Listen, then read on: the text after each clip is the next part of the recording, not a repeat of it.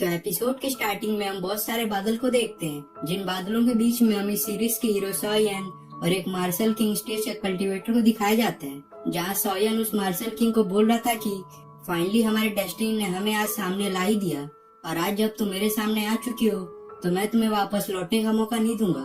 पर वह martial king इसका बिना जवाब दिए ही अपने स्पिरिचुअल बॉडी को समन कर सॉयन से फाइट करने लगता है। लेकिन सॉयन भी स्ट्रॉन्ग था, इसीलिए वो उस स्पिरिचुअल बॉडी को कड़ी टक्कर देता है और लास्ट में एक अटैक कर उस स्पिरिचुअल बॉडी की स्वॉर्ड को तोड़ देता है, जिससे सॉयन को मार्शल किंग के पास जाने का मौका मिल जाता है।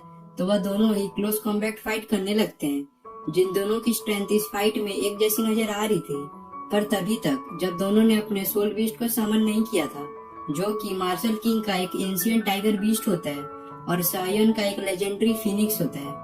जिन दोनों बीस्ट के टकराने के साथ यह सीन यहीं पे कट हो जाता है, क्योंकि यह सब बस सॉयन का एक सपना था, जो कि लेक्चर के दौरान सो जाने की वजह से उसे आया था। तो सपने से बाहर आते ही सॉयन बोलता है, हार मान लो मार्शल किंग। लेकिन जब वो अपने आसपास देखता है तो वह चुप हो जाता है और वहाँ पर मौजूद सभी लोग सॉयन का मजाक उड़ाने लगते हैं। बोलते हैं, देखो देखो ट्रेस कैसे मार्शल किंग, जो कितना पावरफुल कल्टीवेटर होता है, उसे हराने की बातें कर रहा है।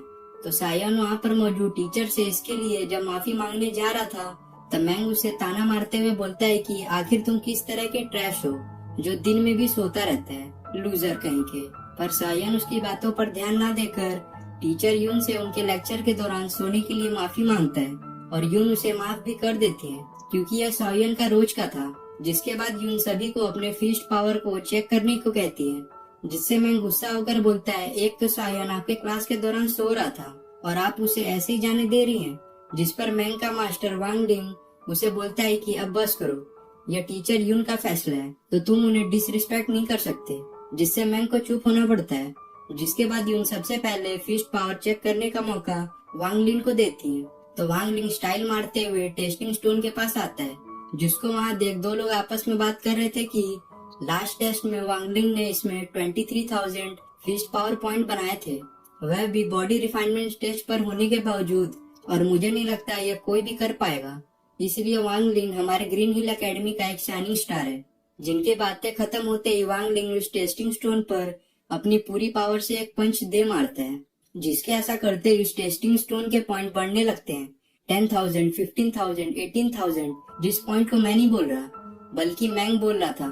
पर यह पॉइंट 20,000 पर जाकर रुक जाते हैं, जिससे वांग लिंग अपने पिछले रिकॉर्ड को ही नहीं तोड़ पाता। जिसकी वजह से सॉयन भी वांग लिंग के मजे लेते हुए बोलता है, लगता है कोई अपना पिछला रिकॉर्ड ही नहीं तोड़ सका। और कोई यह बातें कर रहा था कि वांग लिंग इस बार 26,000 पॉइंट का भी आंकड़ा पार कर देगा, जो कि मैंग कह रहा था। जिसे सुन मैंग फिर से गुस्सा होकर सॉयन पर अटैक करने को बढ़ता है, पर यून उसे रोक कर बोलती है, यहाँ इस एकेडमी में फाइट करना मना है।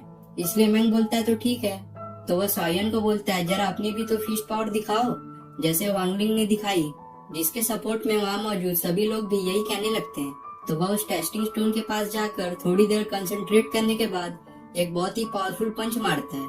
पर इस पंच से वह टेस्टिंग स्टोन ग्लो तो करता है, पर इसके बावजूद वह स्टोन उसे पीछे भेज देता है। जिसे देख सब लोग सॉयन को लूजर लूजर बोलने लगते हैं, क्योंकि उसने 0 पॉइंट स्कोर किया था। जिसकी ऐसी हालत देखकर एक लड़की जिसका नाम सारा होता है उसे संभालने लगती है, और अपने नाकामी पर सॉयन बहुत शर्मिंदा होता है, क्योंकि इस एकेडमी में बस सारा और टीचर यून ही उसकी कदर करती थी।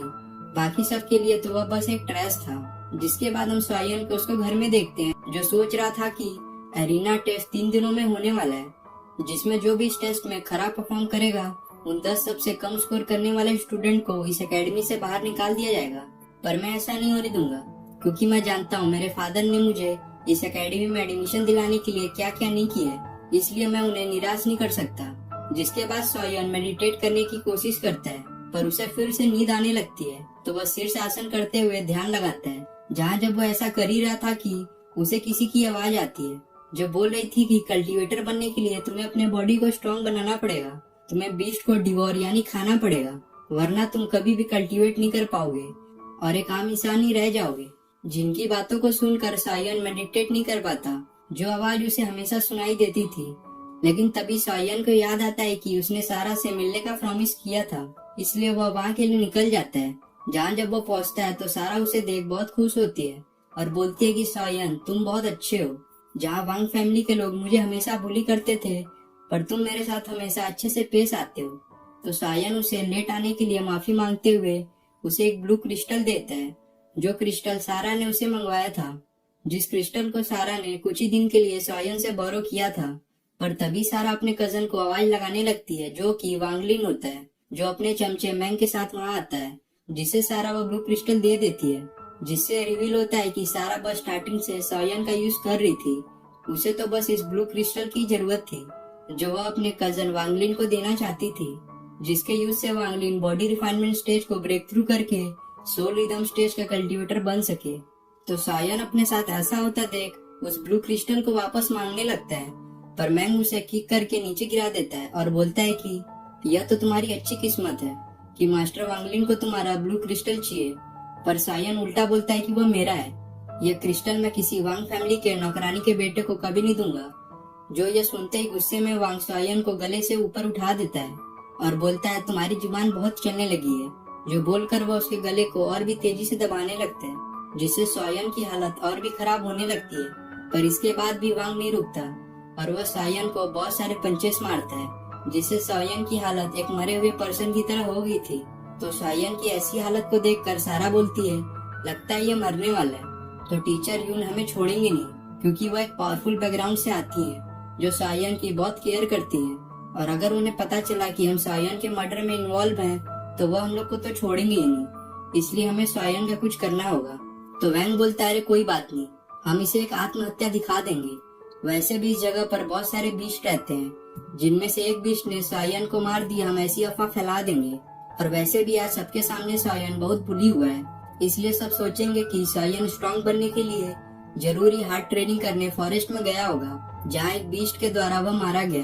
तो सारा बोलती है अगर तुमने इतना ही सोच लिया है तो मैं तुम्हें बताती हूँ इसके डेथ को हम कैसे दिखाएंगे। सबसे पहले इसे हमें एक बीस्ट का ब्लड पिलाना होगा, जिससे वह ब्लड इसके बॉडी को अंदर से खत्म कर देगा, और लोग इस बीस्ट ब्लड को देखकर उन्हें यह लगेगा कि यह बीस्ट का काम है।